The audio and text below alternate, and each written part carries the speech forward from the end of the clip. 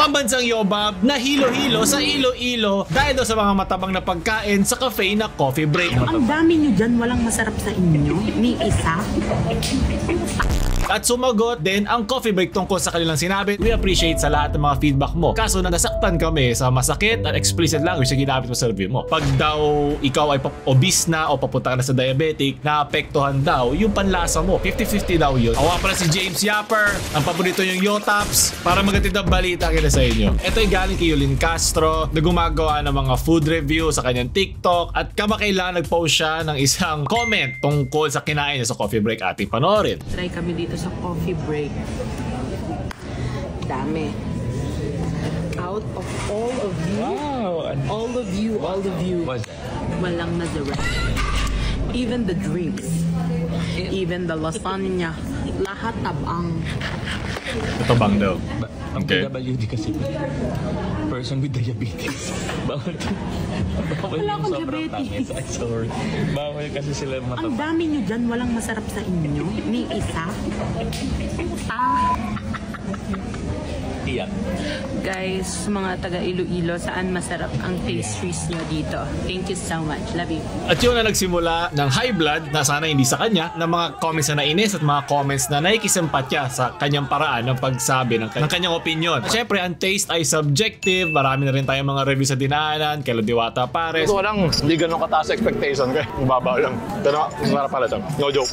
Ewan ko itong tinikma ko ngayon Ano rating mo? Para sa presyo 7. Kaya Josh Mojica. For the wounds that never heal. Ay ko. No, 3, 2, 1, 5! Okay, bakit 8? Kasi siya yung classic, so siya yung nag-originate ko sa Siya yung other flavors. So kung wala to? Kung wala to mga Appreciation. Crispy garlic na balot. Sarap. Lasang sweet chili garlic. Masarap siya kasi balot Masarap. Ang sarap niya kasi balot, hindi dahil. Yung smokiness na sinasabi niya. No, kasi magkaiba kasi yung smoke sa grilled. Ang ulul. Naiintindihan ko kung bakit yung mga tao naiinis sa ginawa niya at naiintindihan ko din kung bakit okay lang sa iba. Kasi di ba maraming mga food vlogger ang gumagawa ng mga review na alam mong bayad o at least alam mong plastic. Ngayon, ito yung parang pagbalanse mo bilang isang professional na reviewer. Sabi nila meron daw background sa culinary itong si Miss Yulin at ang pagiging makatao mo. So, syempre, pwede mo naman sabihin ang iyong kailangan ko pigilan sarili ko pag body shame. Wag! Bilang isang pinagdaanan din yon. Para ako si Green Goblin yung pag binubuksan mo yung maskara niya na ayaw mo na bumalik sa ganong face. Pinapahirapan ako okay, ng mga ganito. Na pwede tayo ma-express ng ating pagkaayaw sa mga pagkain sa mas may respect. Pwede mo sabihin hindi ko na gusto kasi mataba. Syempre ang kanyang branding, ang kanyang pagiging prangka kasi nga kung nakikita mo naman kaya kahit yung mismong nag-record sa kanya ay tina-trash talk siya. Ang PWD kasi person with diabetes. Bawal Wala akong yung sobrang tamis. I'm sorry. Diba sa kanyang estado. Kung sinabi nilang mga comments dito na ang Coffee Break ay halos 2 dekada na nag-ooperate sa Iloilo. At yun nga, syempre kinalakihan na ito ng mga tao. Hindi naman daw to 5-star, alam mo yun, na restaurant na mayroong mga chefs. So, kailangan i-balance mo pa din yung critique mo doon sa kinakain mo. So, naglabas din dito si Coffee Break ng kanilang response sa dino si Miss Yulin. Thank you for sharing your thoughts, Miss Yulin Castro, about your recent feedback to Coffee Break. We appreciate sa lahat ng mga feedback mo. Kaso nasaktan kami sa masakit at explicit language na ginamit mo sa review mo. Naintindihan namin na iba-iba ang mga taste ng mga tao, pero naintindihan namin din na ang constructive criticism ay pwede mo pa rin sabihin ng mas maayos. Proud kami sa mga trabaho na pinasok na aming team at syempre alam nila na marinig to ng team nila. Not only to us but to the people who will work hard every day to serve our customers. Kasi kung meron man dito responsive yung ang sakit ng ginamit yung font.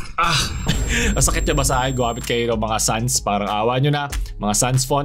So sinabi din dito ni Miss Yulin na kanya-kanya po tayo ng panlasa, pwedeng hindi masarap sa akin pero sa iba masarap. Tandaan natin na kahit tayo may sarili tayong style ng pag-explain or pagpapakita natin review at opinion online, tandaan natin na pwede tayo maka-apekto ng mga tao. At ito ay mga legit businesses, mga kumakayod para mabuhay. Naiintindihan ko na di dapat tayo maawa sa mga nagbibigay ng mga serbisyong pabagsak o mga pagkain na hindi masarap. Pero isipin mo pa rin na kung umabot ng 20 years sa establishment na ito, meron niyang tamang ginagawa. At hindi nila deserve yung ganong klase pagkakayurak dun sa kanilang pagkain dahil lang dun. Ito mga sabi, kung di yan content creator, di mo yan pangangaralan. Siyempre, with great power comes great responsibility. Alam niya may following siya, alam niya meron siyang reach. May mga taong first time pala maririnig ang coffee break. Ako, ngayon ko lang siya narinig eh. Na kahit matagal na siya, di ba, mas malaki na malawak ang mundo, sa kanya ko narinig to dahil dun. Malay mo, baka conspiracy theory lang ang lahat. Baka sinadya niya talagang trash talkin to para marinig ng ibang mga tao at puntahan para malaman kung talaga bang hindi masarap, parang di naman. Siyempre mga tao may sarili-sariling conviction niya pagdating sa mga ganyang bagay. Siguro ito yung parang pinipili natin kung ano yung pinopost natin. Pero yun nga, trabaho niya to eh. Part na to ng kanyang routine. Ano yung mga pinopost niya online. Kaya sa kanya, big deal sabihin na hindi to masarap. Paano ba naman yan? Kinang-ina.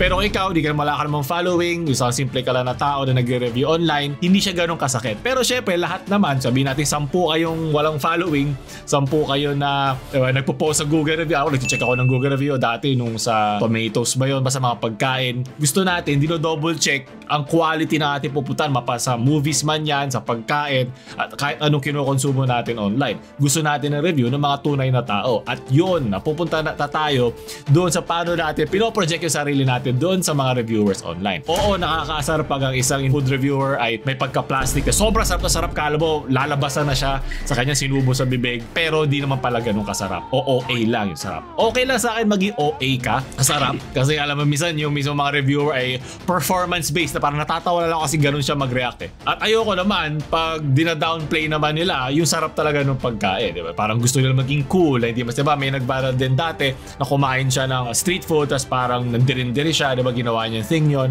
So, di ba? Lahat naman ng extreme na trash talk at extreme na praise ay nakakasama. Gusto natin ng honest at tunay na review. I doubt na persona non grata siya dahil dyan. Isang ano lang naman yun eh. Establishment lang eh. Pero yun nga, mag-focus tayo doon sa issue, hindi sa kanya. Kasi gusto niya yun eh. Pag inatake mo ang kanyang physical appearance, talo ka na agad. Kasi kayang-kaya ibalik sa'yo yun. O di napalambot natin yung ating opinion tungkol doon sa issue, di ba? Lalalayo tayo doon. Kasi nag-deep dive nga ako tungkol sa mga kino-comment nila na pag daw ikaw ay obese na o papunta ka na sa diabetic, naapektuhan daw yung panlasa mo. 50-50 daw yun. Kasi syempre, pag ikaw ay lagi kang kumakain, lagi ka nakaka-experience nung sarap ng pagkain, mapasa sweets yan o saltiness, bumababa na yung threshold mo sa pagka-experience nun. Para ka na-desensitize. So, kailangan mo pang ng mas marami pang salt, mas marami pang sugar para ma-achieve ulit yung first time mo makatikim nung ice cream na yun o first time mo makatikim nung masarap na itlog na yun, yung ganon. Dahil doon, lalo ka ngayon kakain nito. At yun nga, lalo lang mapupush at mag-exponential literal growth ka sa iyong pagka-diabetic. Tandaan nyo, hindi na porket malaki ang iyong katawan, may sakit ka na. May ibang tao talaga mas malaki ang buto, may mga taong may sakit na mas masirap silang ma-control yung kanilang weight. Kasi hindi lang yan sa pagtaba, meron din sa pagpapayat. Masirap din. Kasi sa tulad ko, sabili sa aking metabolism, mas kailangan kong kumain. At minsan, di ba, masusuka ako pag pinipilit ko. So, kailangan magkaroon ka ng healthy balance kung paano mo tinitreat ang pagkain. Kasi ibang tao, pag stress sila, nag-overeat sila, at dahil doon, masisisi mo ba siya na nag-overeat siya sa stress niya eh, kailangan niya malagpasan yung kanyang trabaho, yung kanyang mga family issues, maraming problema yan. Pero kahit kailan, ang katawan mo ay hindi papalakpakan ka. Pag dahan-dahan mo pinapatay ang katawan mo, hindi lang sa pagkain, pero sa kahit ano pang bisyo na kinukonsumo mo sa katawan mo. So iisipin nyo palagi yan. Kasi minsan may nakakita na ako, grabe ka naman sa kanya, yung kanya pinagdadaan, di mo naiintindihan. Pero diba, kung ikaw, especially kung ikaw ay isang concerned na family member or relative, may paraan ng pagsabi sa kanila na concerned ka sa kanila. Ganun lang.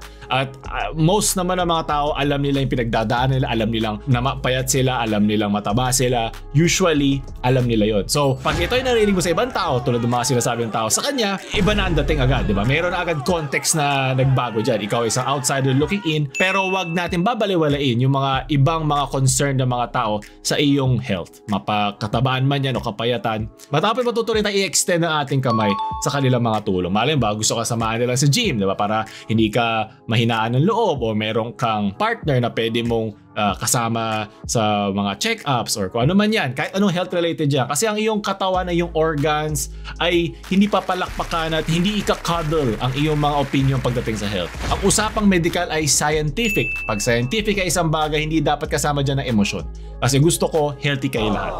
Ano bang size nyo, ano man laki nyo, importante sa akin yan. So doon tatapos sa ating masarap na putahe. Nagulat lang ako sa comment dito ni Pambansang Yobab na buong menu inayawan na agad niya, walang review, wala man lang sana ito mas maganito pa o ano, direkta na agad. So mas nainis ang tao doon. Nagmukha lang siyang mood swing instead of isang genuine na review o honest na review. So doon tatapos sa ating balita na ngayon. Ako nga pala si James Yapper, ay yung Yotaps na mamaalam. Shoo!